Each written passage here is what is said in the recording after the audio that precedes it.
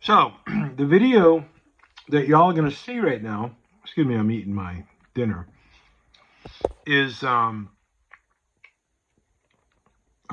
me working on my Suburban. But the thing I discovered right at the end was that the block is made out of aluminum. Big deal. Well, yeah, to me it sort of is, because I used to have a 2002 Avalanche, and it was a cast iron block with aluminum heads. This one is all aluminum all the way through. And at the end of the video, you're going to see the rod bearing. One of the caps I pulled off, and the rod bearing has virtually no wear. It is just unbelievable how good that is, with virtually no wear at all. And you'll see that, and it's just really amazing. So the one hand, should you have an older vehicle and spend the money on maintenance costs? On the other hand, should you have a new vehicle with no maintenance costs but an extremely high car payment? So I've been historically doing the latter, high payments, no maintenance cost, and doing it a little differently now. Just got virtually no payment at all, and maintenance that I have to do. But the maintenance that you'll see here in the next little bit is probably, some circles would say it's very difficult, it's very challenging and very expensive, but you know, it's all a relative perception. I have the tools, hardware, skills, and know how to do all this stuff. So it's just costing me time.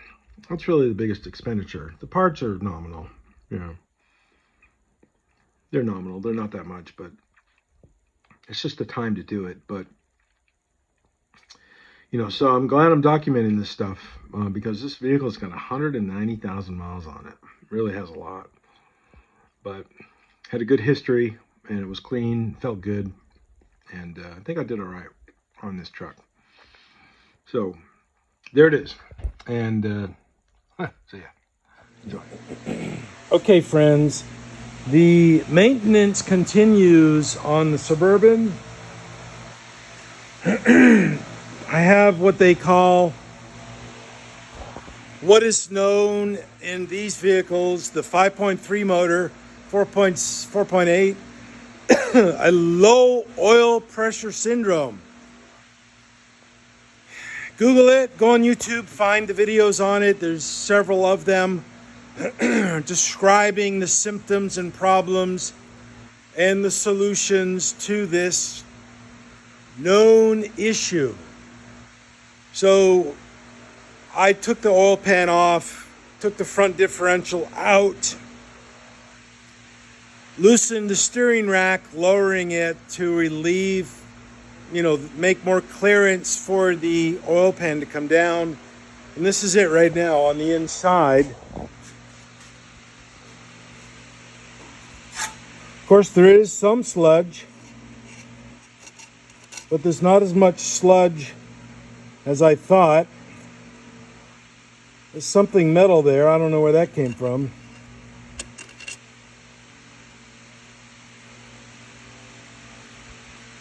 Camera's not really focusing that well, but relatively it's not really that bad in the oil pan. For a vehicle that has 190,000 miles, that's really not that bad. This stuff here is casting marks. So let's go underneath the truck and I'll show you just what it looks like. Of course, I watched a lot of the YouTube videos on this repair, and my objective right now is to pull the oil drain, or excuse me, the oil suction tube off of the windage tray and changed the O-ring, because apparently that is where the issues are, right there, center mass of the screen, right up here. So I'm going to let this drain down a little bit, go get something to eat, come back, pull that off, pull the windage tray off. I might take a rod cap off and just check the bearings and just get a assessment of the engine health. So far on this truck, in 6 months of ownership,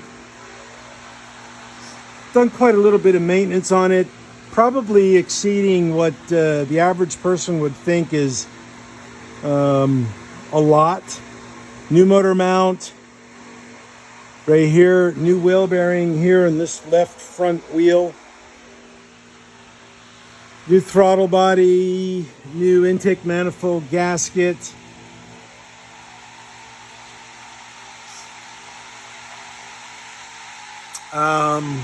Actually, that's not that much. I'm trying to think of the other stuff I did to it. Oh, put new brakes on it, turn the rotors, put new brake pads. And the Chevy Blazer that I parted out, not the Chevy Blazer, I mean the Chevy Tahoe I parted out about 2 years ago. I noticed this track bar always wears out, so I might pull that off and change out the bushings, or maybe just see if it's loose.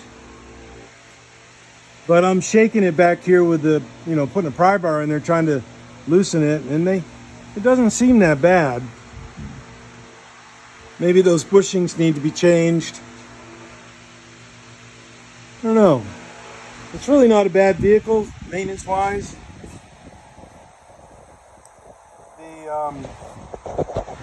The condition of the vehicle is in really good shape. Very good shape. I've got a lot of service records on this truck. Carfax, things like that. The only sad part is this kind of work that I'm doing does not populate the Carfax. So I got to figure out how to do that. Maybe Steve can assist in that. We'll see. I don't know. But anyways, we'll come back. I'm just showing you what needs to be done, what was done, and a lot of the guys on YouTube that were talking about doing this work were complaining about, yeah, you got to pull the axle out, the front, the front drive axle. You got to pull that out, and it is what it is. It came out relatively easy for me, to speak. Relatively not at all difficult, and I'm thinking about something here. That motor mount right up there, I did not change. And I'm looking here. I'm just thinking about this right now. This oil spillage is from the driver's side motor mount. Right here is the same kind of spillage, but this is directly below the passenger side motor mount, which is right up in there. Right there. So I might change that while I'm here underneath doing this crazy foolishness. And maybe, I don't know, look at these bushings, see if these things they look a little bit bushed up, cracked up a bit, but I don't know. I don't want to sink a lot of money into it. I just want to get it, fully serviceable so there's no issues, no problems, things like that. So, yeah, don't worry about it. If you guys have the right tools, transmission jack, a lift, you got no problem doing this, okay? I also like to put screw jack stands on both ends of the vehicle, just for that added bit of safety. Let me get back here and get a shot of it. Just for added safety, because I've seen videos on YouTube of these trucks, cars falling off lifts because of negligence, improper balancing, improper use, all that stuff. So I'm not going to have anything fall over here, period. Not going to happen. So it's always better to get ahead of a potential problem and mitigate it with these measures like that. So anyhow, blah, blah, blah. I got to go, and I'm just rambling. So here's the end, and goodbye. Cheers. Okay, so I took the oil pan off of the Suburban. This job is not as hard as people on YouTube will say it is. Turn the fan off so I can talk a little bit better. Just lowered the steering rack a little bit, pulled the bolts out, dropped it down because this line right here was keeping the oil pan from coming off. So I just undid that, let it hang, put it back on when I'm done. But I wanted to show you, I pulled one of the rod caps off like I said I would. And this engine has 190,000 miles. And just look at how good this rod bearing is.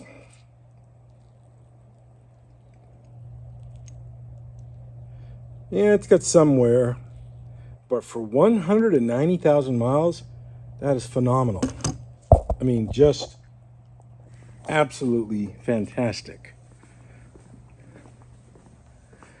And I showed Mike down at Texas Jam Racing, showed him, and he was like, wow, that's pretty amazing. So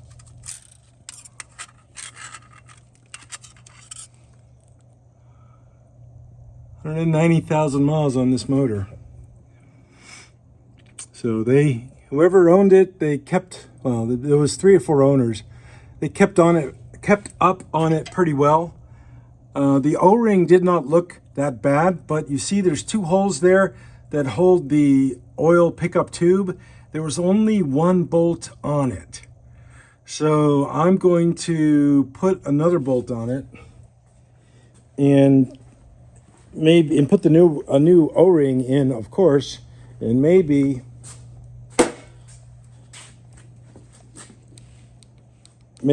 that is, well, no, it can't, because there's only 1 slot for a bolt, so that won't work. Interesting. Anyways, as I said, there was hardly any sludge in the pan. Let me get that. I think it's probably dried out enough.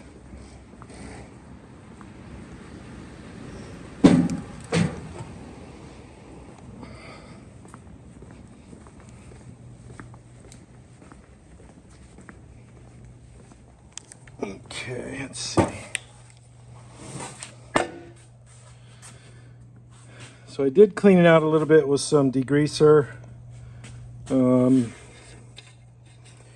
Scraped off some of the old gasket, and I'm going to have to scrape that down a little bit better, a little bit more, and do the same on the engine. But pretty cool. So this job is turning out to be a lot easier than I thought it would be, which is always good news. Okay, see ya. Cheers.